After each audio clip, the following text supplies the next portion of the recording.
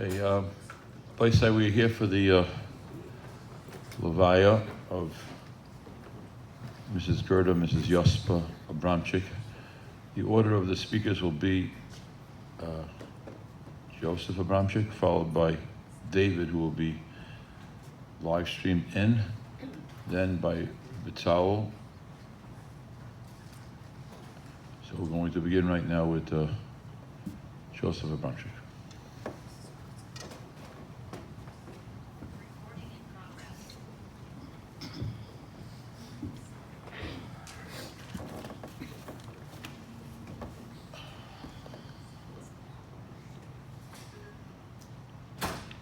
I guarantee you I'll never be able to do justice today for my mother, but I will certainly try.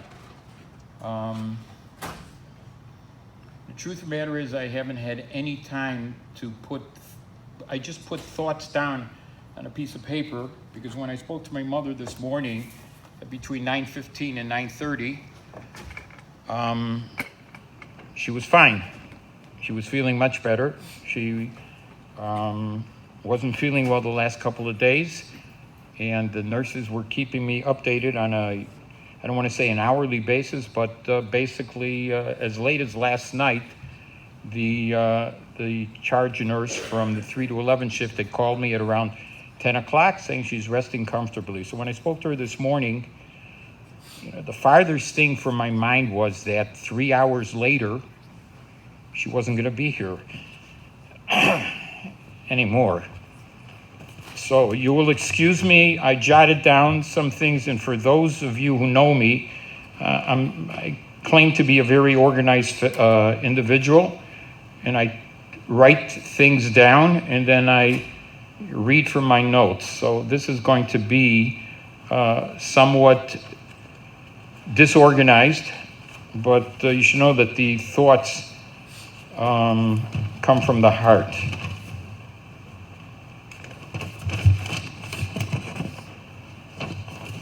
Today was my mother's Hebrew birthday. She turned 98 today. And this is what they say is that it's a misas neshika, that a Kodesh Baruch Hu gives her a kiss when you die on your birthday. And the neshama, the soul goes straight to Shamayim. And I believe she deserved that. Today being the 16th of Sivan. And did she know that today was her birthday, her Hebrew birthday? Well, most probably not. Her English birthday would have been on Monday. She went to Buckingham nursing home approximately 2 years ago. You know what? I don't need a mic. Oh, for my kids. What? They want to be able to hear you online. Trust me, they can hear me. And it was a fight that I had with my mother, because there was no reason for my mother to go into Buckingham. She was living in her own condo, and she was taking care of herself. But she insisted. I fought with her, or Elke and I fought with her for over a year. And then I realized that something very difficult for me, that I wasn't going to win. And I said, okay, Ma, whatever you want, but I think you should try it out first, and then you'll let us know. She was born in Berlin. She witnessed Kristallnacht, and she was probably one of the last of the Jews that left Germany, because her father, who had served in the army, the German army, said they're not going to do anything to us, just like a lot of Jews. They never thought that they would be the ones that would be affected. But at the last moment, they left, and they went to Shanghai. My mother would tell me the story that they went to not she, but her parents went to a travel agency to book tickets, and they said something, you have two choices where they're accepting Jews. One was Shanghai, and one was some other country that I never heard of, and I don't even remember what the name was. So her parents said, I don't know either country, so let's try Shanghai. So they went to Shanghai. She came to Shanghai with her parents and her older brother. She got married in Shanghai. She lived in Shanghai for a number of years. In fact, my older brother was born in Shanghai. So we always used to joke that he's Chinese. And then they came to New York in January of 1947. So my brother was approximately 3 months old when he came to America. My mother was a kindergarten teacher in Shanghai. She raised us, the three of us, basically by herself, because my father was a traveling shochet, and he never had a job in Chicago. He had, his job was, I don't want to say all over America, but basically all over America. He would leave Sunday morning, and he would come back for Shabbos, whether Thursday night or Friday, depending on what the schedule was. So she would raise us, and as soon as my father would come into the house on either Thursday night or Friday morning, she had a list of everything that we did wrong. And it was a long list. And then my father would chase us around the dining room table and said, do me a favor, can you stop already so I can hit you and then whatever. And that's exactly what happened week after week. Now my mother was a sales lady at Wieboldt's department store. Now half of you people don't even remember what Wieboldt's was all about because it doesn't exist anymore, but she was a sales lady at that department store. She also volunteered at Meet Women and at the Ark. Her greatest love was not necessarily her children, but it was the grandchildren, the great-grandchildren, and the great-great-grandchildren.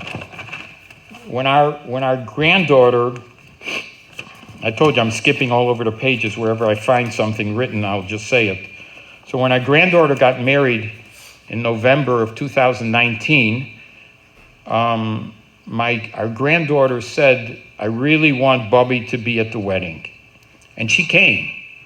Now you have to realize she was 96 years old at the time, and traveling was not easy, but when her granddaughter, called her and bugged her, she decided to get on the plane, and she flew to the wedding, and she had a great time.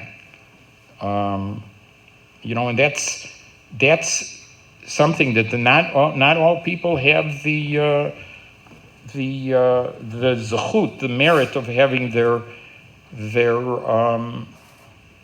granddaughter, great-granddaughter, or that had a great-grandmother at the wedding. Her biggest thing was she always wanted her family to be happy, safe, and healthy. Every morning when I would call her, she, not that she wouldn't ask how I am feeling, but that wasn't important. How are the grandchildren? How are the great-grandchildren? How are they feeling? Is everybody healthy? And what's going on in Israel? What's going on in Israel?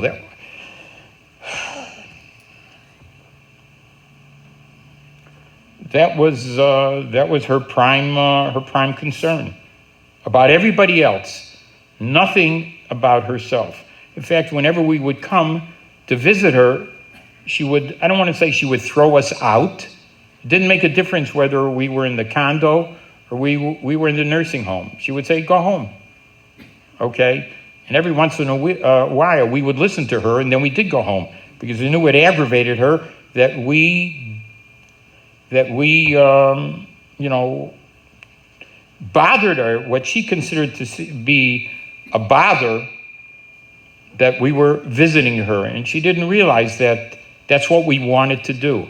It had nothing to do just with us. It had to do with my nieces as well.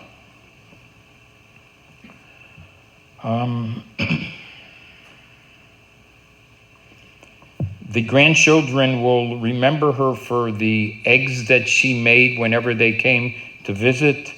And there was a tradition that on the last day of Pesach, she would make a chemzelech for us, because at that time, we didn't keep gebrukst, and so the last day we were fortunate enough to have it. She never wanted to talk about her life in Europe or in Shanghai. It was always, that was a different time. I don't want to talk about it. In fact, when there was a number of years ago, Germany, they sent out an invitation for those Jews that had left Germany or were thrown out of Germany, however you want to look at it, to come back. And they were paying the total expenses for anybody from all over the world to come. And my uncle, Oliver Sholem from California, he said he was going. Okay, so he wanted to go with his sister, and my mother refused. There's no way that I want to I don't want to see what transpired in Germany or what it is built up today, and that all of a sudden they, quote unquote, whatever it means, love the Jews. I remember, and I don't remember how many years ago it was, but Rabbi Shapiro from Erie Crown convinced my mother to talk in front of Erie Crown about about what happened to her during Kristallnacht. And knowing my mother, I don't know how Rabbi Shapiro did it, but he did, and she did speak in front of the classroom. A number of years ago, Elke and I convinced my mother that I wanted her to be interviewed by somebody who was going to write a book about her. And she said, Narishkeit, what are you doing that for? I said, I'm doing it for your great-great-grandchildren. Okay. So she was interviewed, and we have a little book that was written. And we say, thank God that it was done, because our grandchildren, our great-grandchildren, and our great-great-grandchildren one day will be able to read it, and they could see where they came from.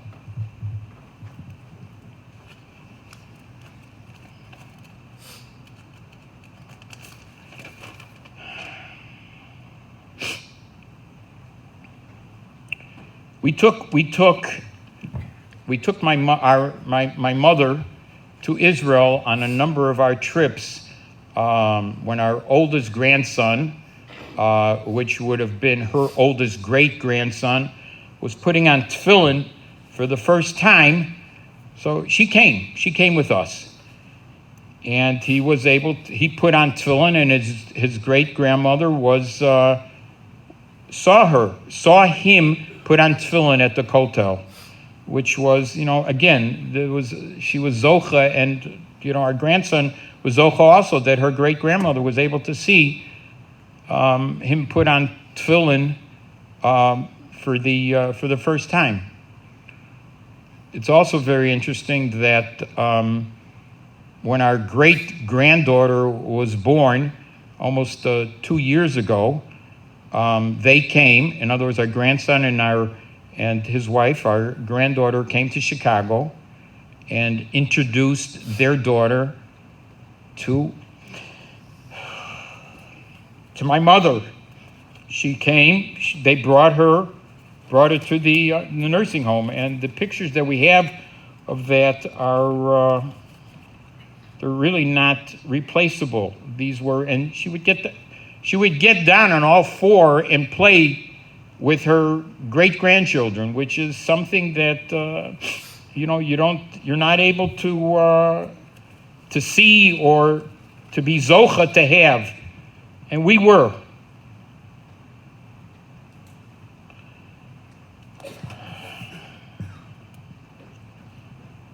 I would like to thank our nieces, the ones here in Chicago, Aviva, Meira, and Ilana.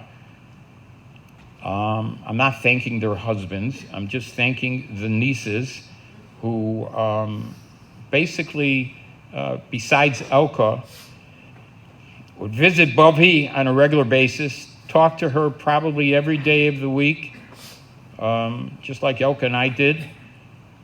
And, that meant a lot to my mother, whether my mother would admit it, but she loved the fact. And then, of course, also the children, the great-granddaughters, great-grandchildren that were here that would visit, whether it be on a Shabbos or just walk over there. That was something that, again, she enjoyed.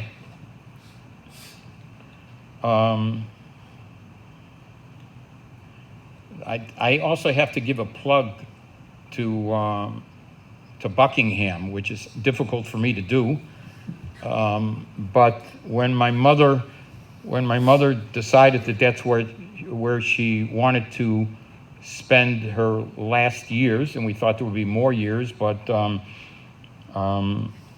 Buckingham really went beyond the call of duty. And like I said, up to last night, 10:30, when the charge nurse from the 3 to 11 shift called me to tell me the progress. So and my mother liked being there. Okay, my father was there, believe it or not, 18 years ago.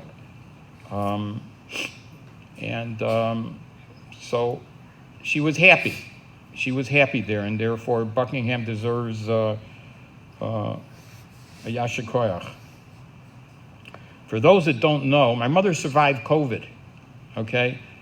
It was November or December time when, I don't remember. Elka, when did she get COVID? Earlier. So she was probably one of the first people to get COVID. So, and she didn't even know she had COVID. She was complaining she had a backache.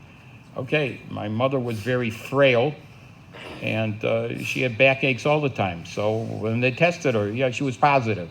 Okay, so she's positive. 2 days later, she's doing everything that she was doing before. So it didn't affect her.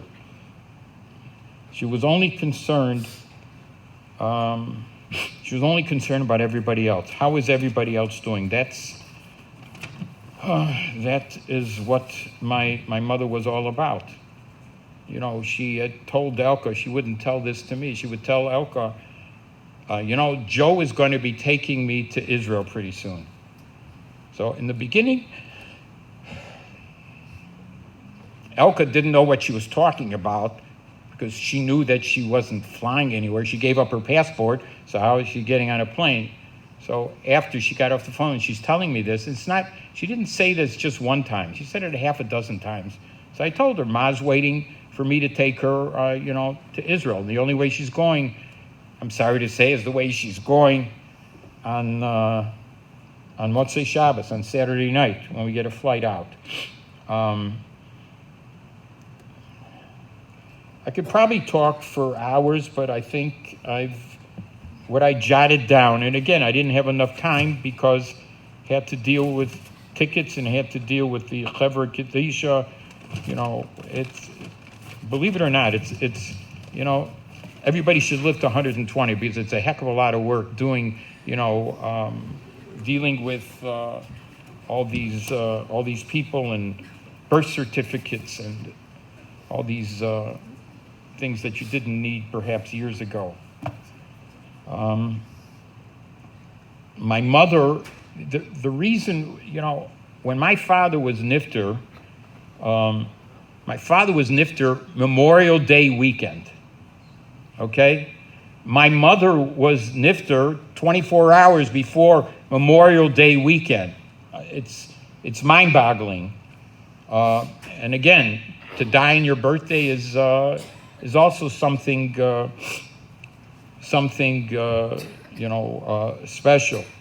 When my father was nifter, it was on the Sunday of Memorial Day weekend, and we didn't have any services. We didn't really have any services for him. We had it in the front. It was I think it was Lloyd Mandel, if I'm not mistaken, who had a place somewhere on McCormick, and we had services because we had to get the mace to the airport, which was a whole big problem, 18 years ago as far as Memorial Day weekend. So my mother wasn't happy that we didn't have a formal service to say goodbye. So she would say, and if we were to ask her now, she would say, I don't need it. What do you need it for? So with the guidance of Rabbi Cohn, he felt that it's proper kavod to have a little gathering. In my wildest dreams, now this we set up at 3 o'clock in the afternoon, and to expect at 5 o'clock in the afternoon to have this many people here is also mind-boggling. So I thank everybody for coming, but my mother would say, well, why did you bother? Because that's the way my mother was.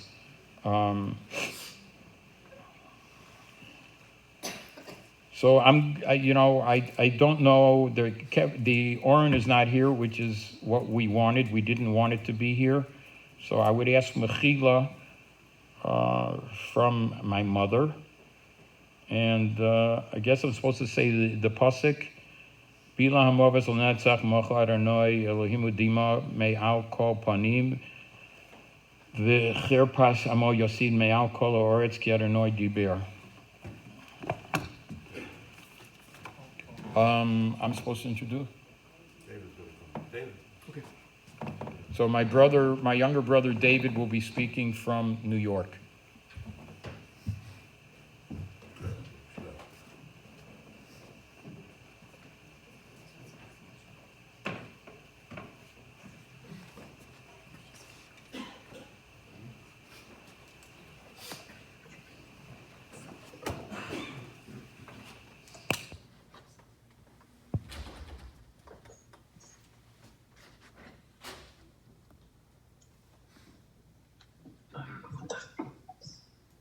I don't know if anyone can hear me. We can hear you. We can hear you. Okay. So first, I'd like to give a special thanks to Joe and Elka, because certainly it's very difficult when a son and a daughter-in-law live out of town, and the most that we could do is have phone call conversations. And there was, Baruch Hashem, different times that my mother did come to us. In fact, she came to us at different times for Pesach Seder, and the Seders were at my daughter's house together with her husband and the great-grandchildren. In fact, we found every Pesach in the last couple of years, she wasn't able to be there with us. So every time we get to the part of the Seder where it's Korach, so we loudly do it the way that my mother did it with such kavanah. She would always do Yot Lahu, and we remember that very fondly. My mother had a powerful way of relationships. In fact, just today, her great-granddaughter was asked in her English class to write something. And you know what she wrote? She wrote something special about her great-grandmother. And Shavuos, another great-granddaughter, was asked to write a book about someone she loves. And who did she pick? She picked her great-grandmother. So this shows you the type of relationships a great-grandmother could have with little children. And the children has so much love. And they won't forget that, the type of love that she would always be able to give over every time she visited.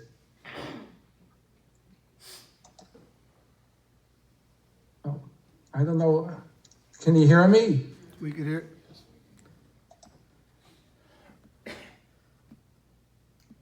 Are you able to hear me? I have to unmute for a second. We can hear you. Just keep. You're fine. Okay. So I was going to be at someone's house this past Shabbos, this coming Shabbos, and I was preparing the parsha, and it's very apropos. Because the beginning of the parsha, it says, Bahaloscha. And everybody asks the question, what's the relationship between the last parsha and this parsha? And Rashi says something very strange in the way he says that Aaron was faint in a way. He was upset.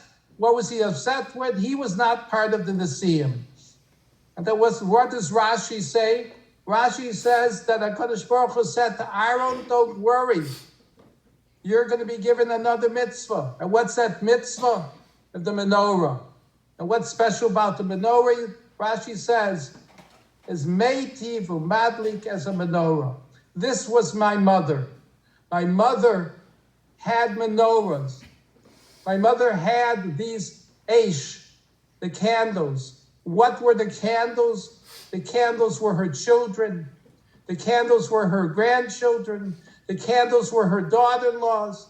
The candles were her son-in-laws. The candles were her great-grandchildren and great-grandchildren. Every day we spoke to her, she ended the conversation is, I just want to know, is everybody okay?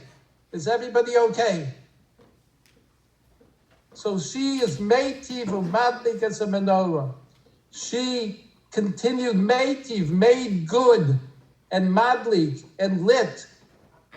The joy in her face and the joy that she imparted to the great-grandchildren and the grandchildren and the daughter-in-laws and son-in-laws, every time she came, this was the koach that she had. And not only that, everywhere she went, that's what she was able to do.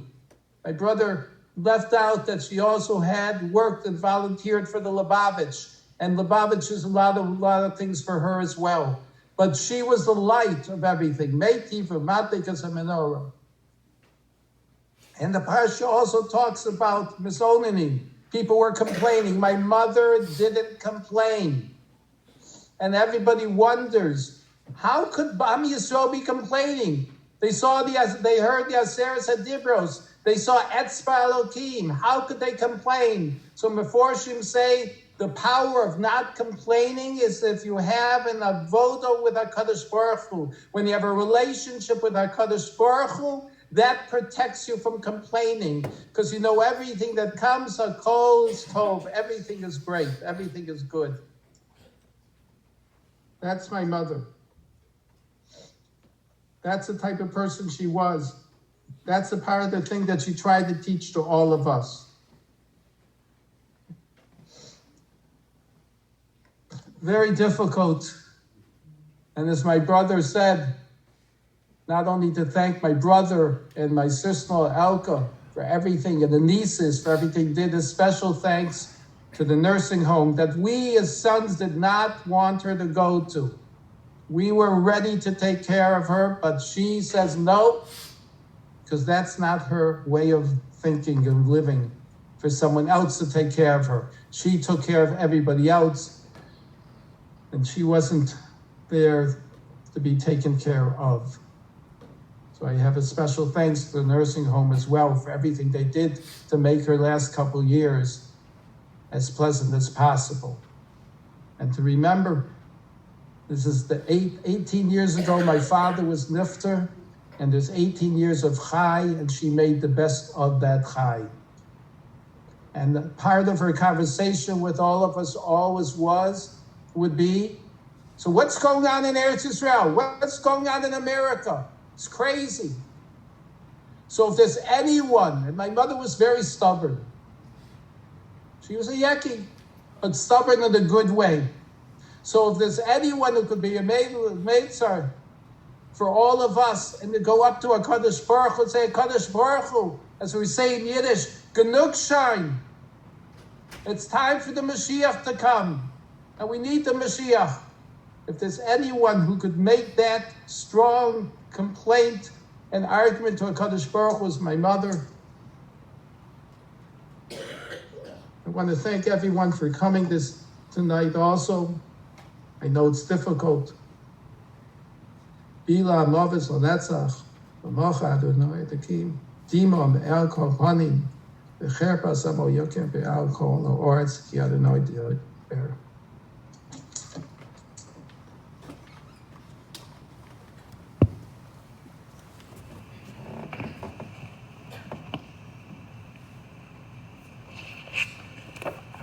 I too am quite unprepared. I wrote down a bunch of notes on short notice. Just a few hours ago, my father-in-law called me with the news. It's a very hard thing to tell your children heartbreaking news that they lost their bubby. Whenever we would sit around a Shabbos Suda, the first thing, or one of the things Bobby would demand from us is new. That was the cue for sharing a Dvar Torah. She was makbid that at Suda you have to share some Dvar Torah. So I opened up the Shulchan Aruch to get some guidance on halachos involving hesped, and I was very surprised to see it says clearly mitzvah gedola lahaspid ala meis karoi, that it's a tremendous mitzvah to properly eulogize a nifter. It says umitzvah so sheyarim kol olomar alov devarim hamishabrim esalev. A person's supposed to bring up topics, concepts that pierce or break one's heart, kedei lahabos bechia, to increase crying, ulahazkir shvacho, and to also acknowledge praise about the nifter. The Shach on this says, Kidei laharbos bechia, to increase crying. It says, V'chol hamorid demos al odom kosher, person who pours tears on an odom kosher, HaKadosh Baruch Hu sofran, HaKadosh Baruch Hu counts the tears, u'ma'anicham beveis genozov, and he holds on to those tears.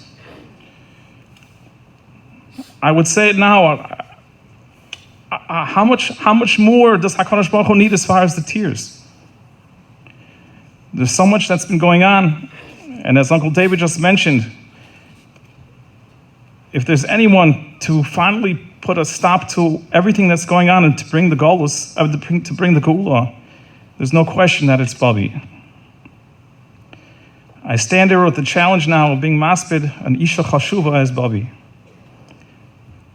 We never thought this day would come. Not just COVID, broken bones, vertebrae broken. She fell once, I think she broke her kneecaps. Unstoppable. Just the continual, just going on and on and on. In my words, I also am representing the extended mishpacha. I reached out to them earlier to have some thoughts, so I'm going to try incorporating it into my Divrei Hesped. Bobby was our Kosel HaMa'aravi. Our connection to the Beis HaMikdash is the Kosel. That's the makom where we go to daven. It's our only connection that we have to what was, the glory that was. And Bobby was our Kosel HaMa'aravi. She connected us with previous worlds, generations. The little that she would share was tremendous. The kids all talk about the stories, and that book that came out was also tremendous. We got an insight into Bobby that we never knew about. Things that she witnessed. Just shows how she persevered. And just looking out now also, the mishpacha that she has left. It's amazing. We're just now recently celebrating a simcha in New York. The Doros, it's a Pella. I'm sure she didn't even think that she would live to see children, let alone what she was zocha to see. Bobby's German accent, the way she would talk. Hello, when she would answer the phone, when she would greet the children. The kids talk about it in a very loving way. She was refined. My wife told me earlier that sometimes she would ask you, would you like some gum? And she would be chewing her gum herself, but you couldn't even tell that she was chewing gum. She had an art of that refinement, of being able to just carry herself with such dignity. Our children were zocha to have a strong kesher, grandchildren, great-grandchildren. When they were younger, Bubby would babysit for them. She would lay down like blankets for them to sleep, to play. I'll get back to some other memories from the granddaughters later. I had this chusah when we moved on to Koil. We would, on our way to shul, I don't know who came up with the idea. Once we decided that after davening, we might as well stop by Bubby. We passed by the Royalton regularly every week. Let's stop by Bubby and we'll make Kiddush. And it became a regular routine. We'd come, Bubby would be sitting on the stoop in the entranceway to the Royalton. And she would also be like the watch guard. If you walked out without a coat, she would make sure, or comment, "Where's your coat?" And we'd come in, we'd sit, we'd talk a little bit, making Kiddush. Eventually, when my son became bar mitzvah, he would take over making Kiddush, and then we started making Havdalah. So Bubby would praise me for doing it, but in all honesty, when she moved to Buckingham, did I go to Buckingham to make Kiddush for her? She was on the way, which I'm not shrugging it up, but it was just the opposite. It was tremendous for us to be able to make Kiddush for her and Havdalah for her. It was a schus for us to interact with her. As was mentioned above, how she would share some memories of Kristallnacht, but just to understand where Bubby came from and what she was zoche with Zadie to build. A German girl marrying a European yeshiva bacher wasn't a regular occurrence. It was more about survival, but about building. And the girls talk about how they would see Zadie sitting in his room, learning. Those are tremendous memories to have. And Bubby's support for Zadie, to watch a couple interact and give kavod to each other, is also tremendous. And now would be a good time to mention as well as we learn from the way their children took care of them. There's no question whether you live near or even far. Uncle David and Julie and my father-in-law and Ima, watching you interact and the care that you showed Bubby is a lesson for us. It's just tremendous on its own.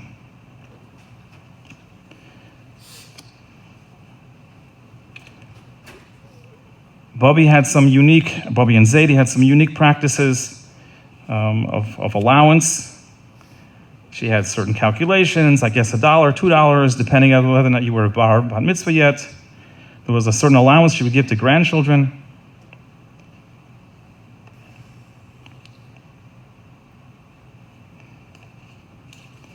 And now I'd like to share some things that were sent to me by the grandchildren to share with. So when the kids were younger, they would go to Bubby in the Royalton. They would do projects with her. They would give her snacks. They would give her individually wrapped cheeses, which is something that the children, she gave them. She would give them individually wrapped cheeses. She loved to play games with them.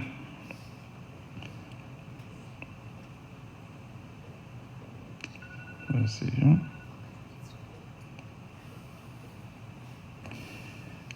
Whenever they would visit her, they got to pick a sucker, a lollipop, a candy from her candy cabinet. We were zocha recently to have her partake in a Su'udah after COVID, and in the first day she was supposed to come, the weather wasn't cooperating, but we were zocha to all spend a Pesach meal with her, as well as a meal with our recent bar mitzvah. Sorry, I'm just scrolling through the text messages. When we go to her house, we would play with the toys. So the kids would play with the toys that were saved from generations to generations, or old toys. I have here, I don't know what this means, but Hopa Rita. Okay. Oh, okay. She'd make eggs and drink out of yellow cups. Just see. Okay. Bubby would make experiences fun and different. She would be makbid to get a gift that matched their interests. Grandchildren would line up on Yom Tov to receive the gift. And later, as they got older, they would clop around with a spoon to find their gifts as well. One summer, when the Lopins would travel to, oh no, this is when you were a kid. One summer, when Aviva was in camp in Mosheva, Bubby hopped onto the 4-hour bus ride to go from Chicago to surprise her on Visitor's Day. Because at that point, my in-laws were living in Connecticut. Bubby never missed a birthday, and even when grandchildren were in Eretz Yisrael, she would mail letters, always with money inside. And as you've picked up, we refer to Bubby affectionately as Bubby Bubby.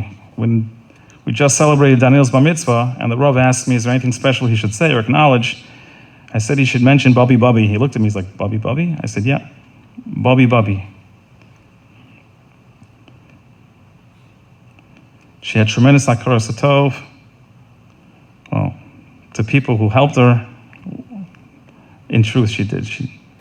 She would deflect assistance, but she really appreciated it. Let me just see one more.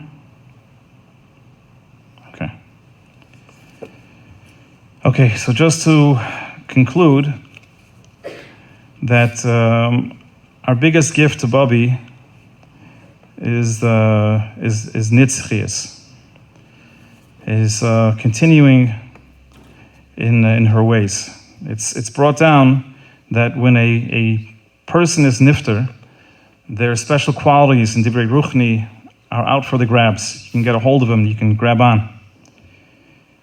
And things that we do now could definitely act as a schus for Bubby as she moves on to Olam HaEmes. One thing that was a common refrain by Bubby is that we should just have shalom. She used to always say, just have shalom. That was a common refrain by Bubby. At this time, I would like to ask Mechila from Bubby if we didn't give her all the kavod that she deserved. It's something special when you can physically lift up your grandmother a flight of stairs, just to literally lift up a person who deserves so much kavod. As I mentioned earlier, that the demos HaKadosh Baruch Hu has been collecting it should be time that he has enough demos, and we should see the Geula, Mocha Hashem Dima Me'al Kol Ponim.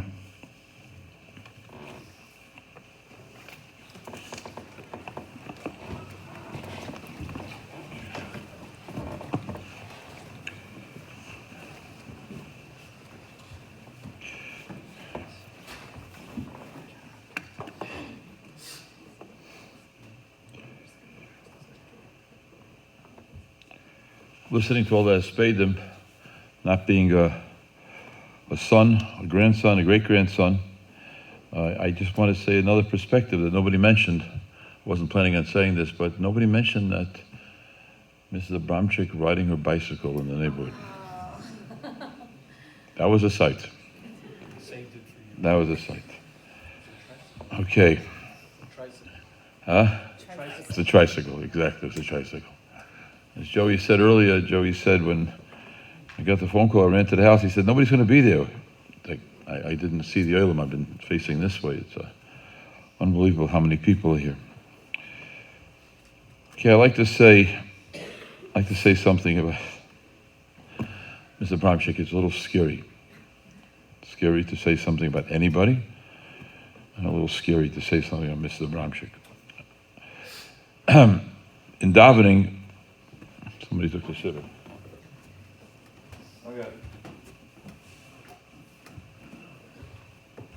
In davening every single day, in Psukkah Zimra, we say the following. And by Yivarach David, say, Atahu Hashem levadecha. talking about HaKadosh Baruch Hu. Ato asisas hashamayim, you created the shamayim, shemei hashamayim, b'chol tzulam. You created the heavens. Haaretz, you created the earth, b'chol asher aleh, hayamim, b'chol asher b'hem. Ata machayes kulam, and you give the koyach to everything there is in the world. Utzva hashamayim l'chom mishtachavim, and the hosts of the heavens, they bow to you. Ata hu Hashem Elokim, asher b'chata b'Avram. You are Hashem Elokim, asher b'chata b'Avram. You chose Avram. V'otzeisam mirkazdim, you took him out from Borkazdim. V'samta shmoi Avram, u'matzasas levavoi, and you found his heart neman lefanecha. There's a hyphen. It's really the middle of a pasuk. Very unusual to stop there. Ramatis Yo Shlita, shebizlechu refuah shleima seshachol Yisrael, said over in the name of his Rebbe Yibod L'Chaim, Rebbe Lapian Zatzal. It's very strange. Very strange. We're praising HaKadosh Baruch Hu, what he did, what he does, who he is, so to speak. The Shemayim, everything is HaKadosh Baruch Hu's. And then what happens? We get to the climax. He found Avram Avinu to be the Neman, the trustworthy person. What's the continuation? What's the Akdama? What's the preface? What's the introduction? So Rabbi Lapian said a murder thing. He said a person is walking down the street. He's an ani. He's an ani. A poor person, not dressed well. And he's walking down the street. And all of a sudden he stops. He bends down. He looks at the street. He finds something. He picks it up and puts it in his pocket. Would anybody care what he picked up? Look at him. Anything he stopped to pick up is obviously not worth anything. Nobody would care. A king is walking down the street. The whole entourage. Thousands of people behind him. Thousands of people behind him. In all their glory. And the king's walking and everybody's walking by, and all of a sudden the king stops. And the king bends down and picks something up, looks at it, and puts it in his pocket. Everybody wants to know what he picked up. Everybody wants to know what he picked up. Says Rabbi Lapian, HaKadosh Baruch Hu is saying the following. There's a world, the whole world, the universe, the galaxies, everything is from HaKadosh Baruch Hu. Then all of a sudden there's a pasuk. HaKadosh Baruch Hu chose Avram Avinu. Who is this Avram Avinu? What is this Avram Avinu? What's so special about Avram Avinu? His achnos achim? No, that was unbelievable. His chesed, unbelievable. It's not mentioned. He was what? He was a neman lefanecha. He was a neman lefanecha. What does it mean? He was a neman lefanecha. Avram Avinu was a neman lefanecha. What does a neman mean?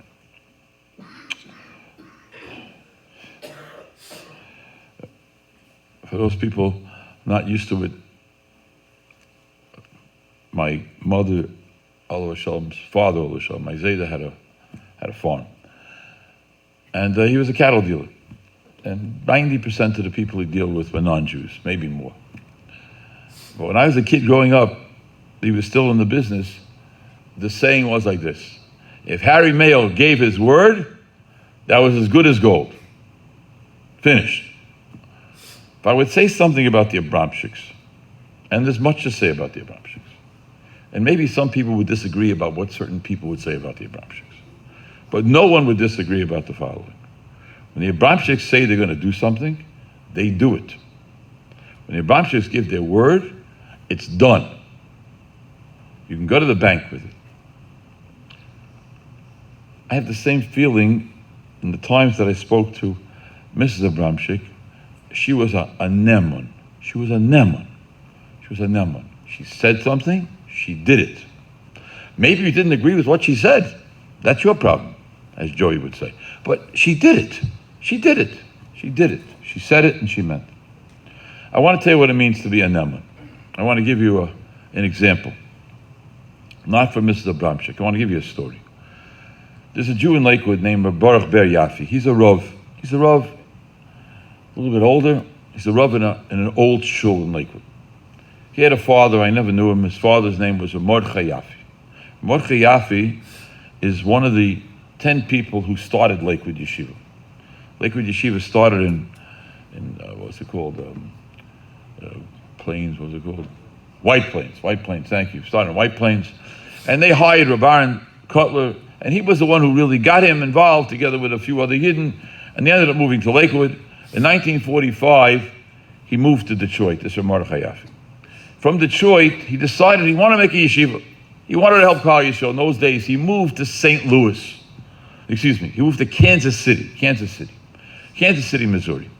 His wife didn't want to go. She got on a train one day from Detroit before they moved to Kansas City. She went to Rabbi Aaron Kotler, and she went with a question, should we move? There's no chinuch, what should we do?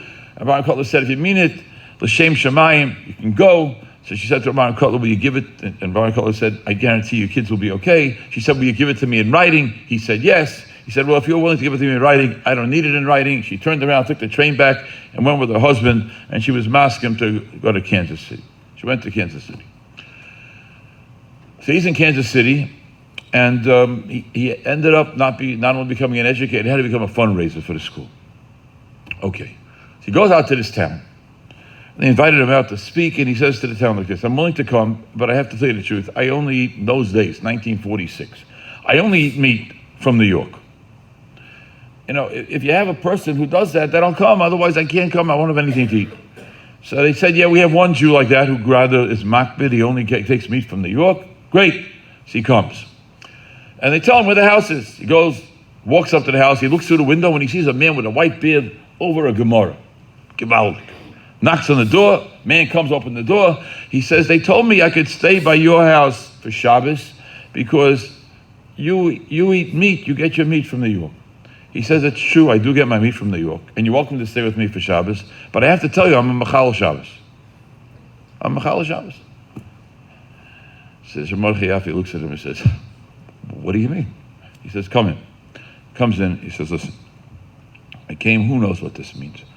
I came, Mrs. Abramchik knew what it means. I came to America when I was 11 years old. My parents had no money, we were starving. A few of our neighbors' kids had died from starvation. My parents put me on a boat. My father said I have a brother who lives in the Lower East Side. He'll take care of you. Hey, go to America, at least you live.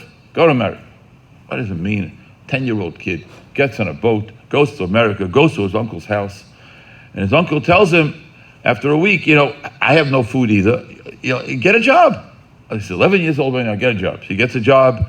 Friday, he tells the boss he's not coming in. He's fired. 1 week, 2 weeks, 3 weeks. By the third week, the uncle tells him, listen, the raid's out in the city. Everybody knows you can't get a job because you're the kid that doesn't work on Shabbos.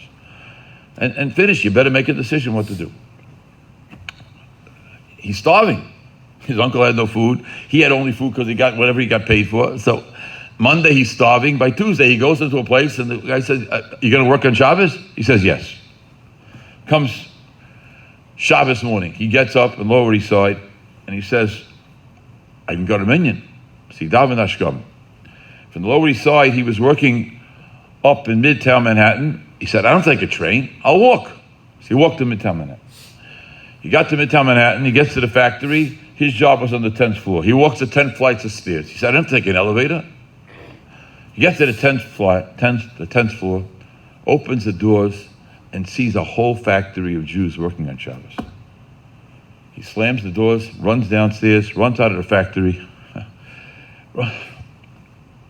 runs to a park, sits down on a bench, and says to HaKadosh Baruch Hu, I will die before I work on Shabbos. So Mordechai Yaffe looks at him and says, you didn't work on Shabbos, what are you talking about? He says, I went to work on Shabbos. I went to work on Shabbos. A Neman is a person who can live through Shanghai, doesn't know what's going to happen. A Neman is a person who maintains their faith with HaKadosh Baruch Hu. A Neman is a person who has said, live through Kristallnacht. What does it mean to live through Kristallnacht? Get in a boat, go across the world. What do we know from this? What do we understand it with our cell phones and everything else we have? Get in a boat and then go to Shanghai, and then get married in Shanghai. What was Shanghai about? Read about what was going on in Shanghai. You're living in a 5-bedroom apartment with air conditioning and all the food you want in the fridge and the freezer. Nothing going on there. Dedicated to a husband who decided to mechanech children. That's a Neman. That's a Neman. Then cross the ocean, come back, come to a city. What's going to be a parnasa? My husband leaves, as was said, on Sunday morning, comes back on Friday afternoon, week after week after week after week after week after week. That's a neman. A person who makes a decision. A person who makes a decision.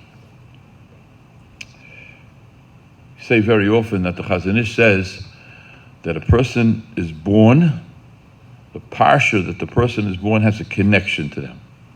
Anything that happens to us, we're connected. We're connected to the Yontif, to Shabbos, to the parsha, to the Haftarah. Many people name their children after things that took place in the parsha.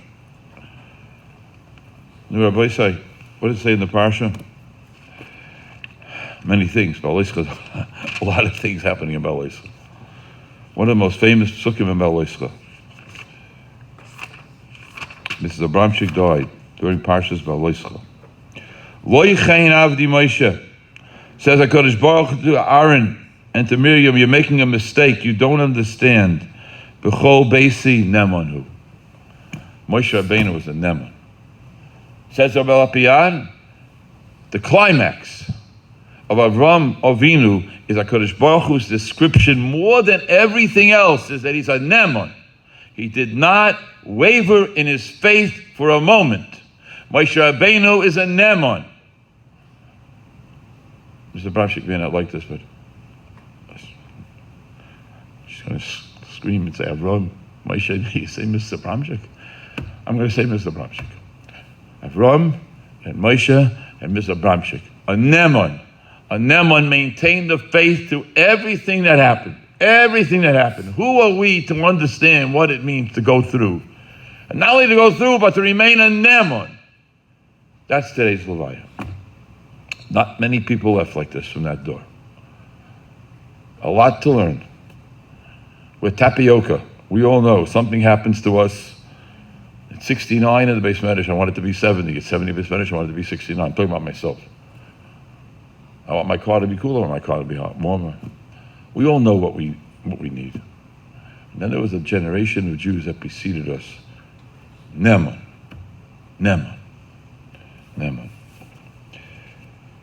Who created doiros of ne'emanim, who maintain their faith and maintain their word. That's the legacy. Legacy is that a person can go to Shemayim and be called a ne'eman. And HaKadosh Baruch Hu says, that's what I want. Ubacharta, I chose Avram Avinu ne'eman lefanecha.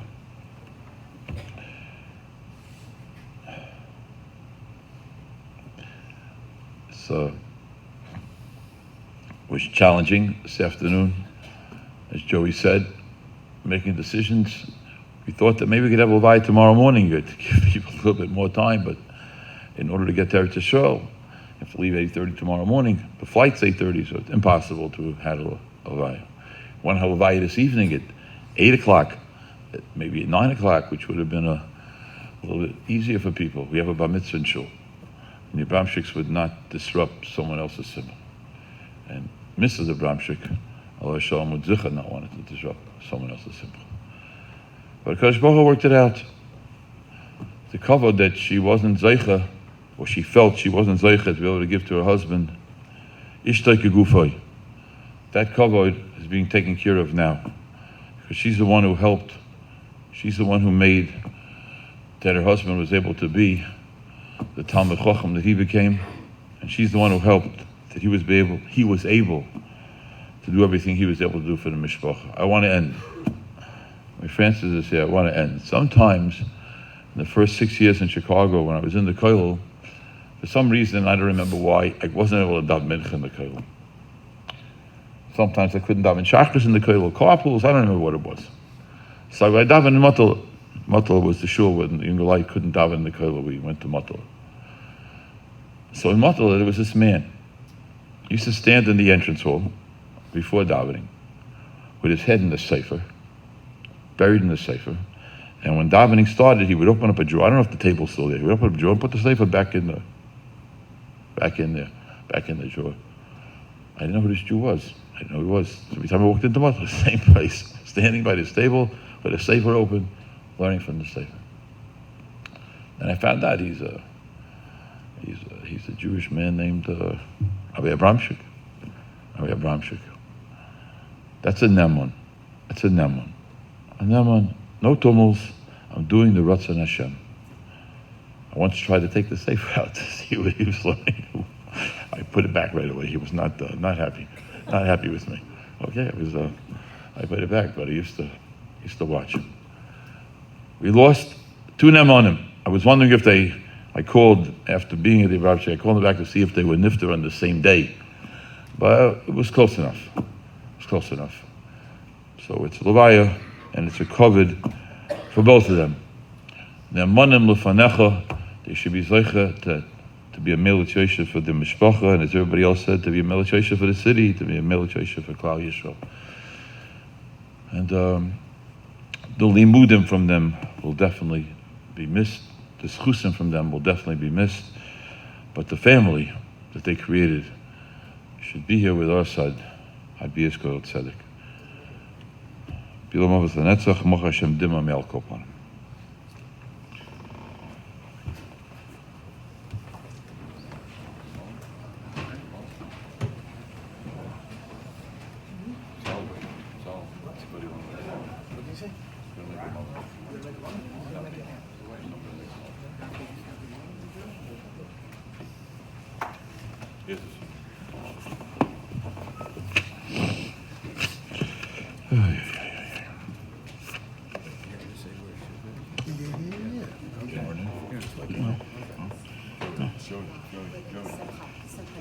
I'm just right.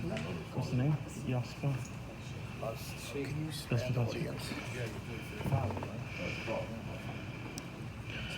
El Malei Rachamim Shechein Bimramim Amtzei Menucha Nechoina Kenfei Ashchina V'Malei Kedoshim Etoirim Kezer Kiyam Azirim Es Nishmas Yaspa Bas Tzvi Shachala Ilama Bavur Shmishpacha Yitein Tzedaka Badas Karas Nishmasa Began Eden Tehei Menuchasa Lachein Bala Rachamim Yasireh B'Seisek Kenafav La'ilamim V'Yisra B'Tzara Chaim Es Nishmasa Adenayu Nachlasa V'Zenuach B'Shalayim Al Mishkava V'Neimar Amen.